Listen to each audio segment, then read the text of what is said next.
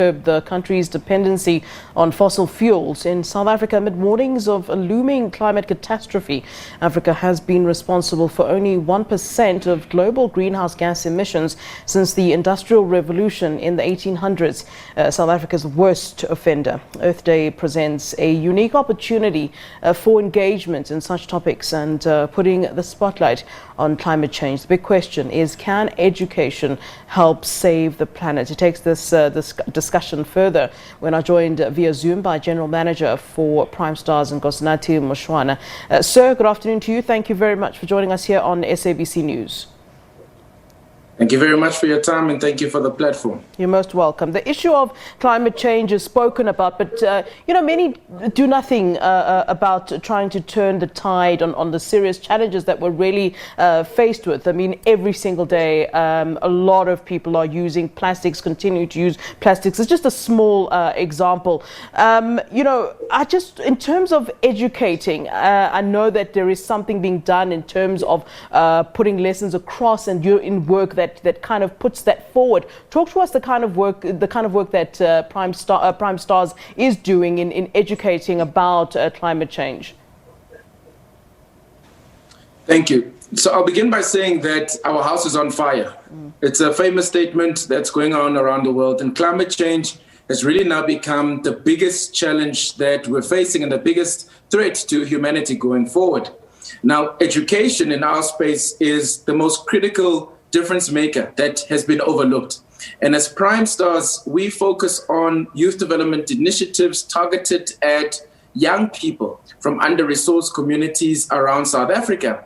And in our studies, we've seen that the scary information is that in our country, considering the population is mostly young people, climate change is a topic that's unknown.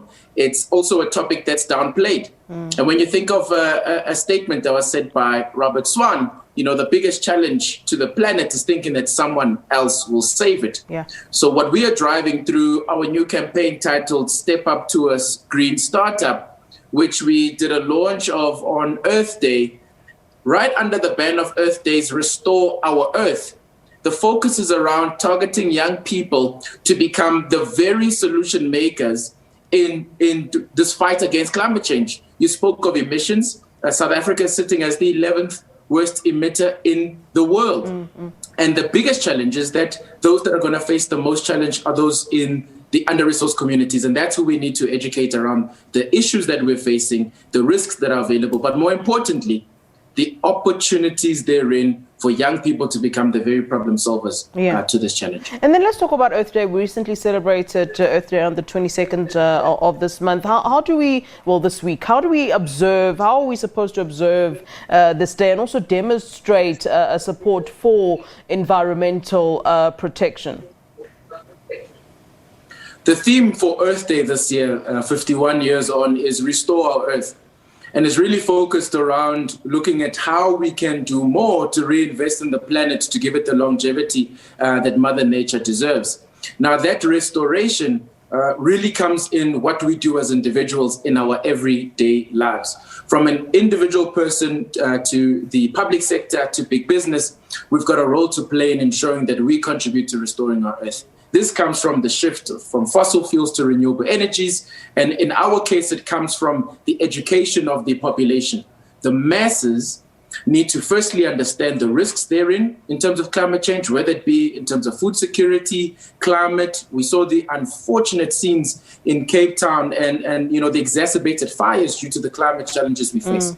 So each one of us has a role to play in making a difference when it comes to climate change. And considering that the world has a majority population of young people, we've got to get them to understand the role they play. And most importantly, if I may add, the difference that we're driving is that the challenges we face are there, but we've got to find creative ways to build and sustain and enable solutions. Yeah. So entrepreneurship in the green economy is where we see the solution to alleviating climate change in the long term, coming up with problem-solving solutions that in one case will deal with climate change and in another will deal with this huge unemployment number that we're facing in our country. Yeah, Mr. Moshoana, we've been at war with Mother Nature for many years, and to be honest, we as human beings are the problem in this scenario. Is it not too late to turn the tide on what we've done, and if not, what's the worst case scenario if nothing is done right now to turn the tide and change what's happening and where we're going in terms of climate change and what we're seeing? I tell you how dire the situation is. Yeah. Go to any bookstore in the country, the top 10 bestsellers are focused on climate change and what we can do to save the planet. The humanity's existence is dependent on individuals, businesses, the world making a difference. So I'm too scared to think of worst case scenario. I think we're already in worst case scenario. PwC published a fantastic publication called 10 Years to Midnight. We are at midnight noon. There is nothing else we can do but focus now on innovative solutions to dealing with climate change.